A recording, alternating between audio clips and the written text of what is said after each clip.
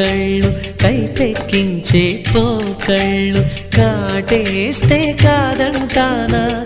ఇప్పుడైనా వయసేమైనా సొగసేమైనా మరపించే మనసేమైనా నవ్వు నవరాత్రి నీ కోసం తీసుకువస్తున్నా మైనా ఏమైనావే మన్మథ మాసం అయినా ఎంతైనా ఇది మెత్తని మోసం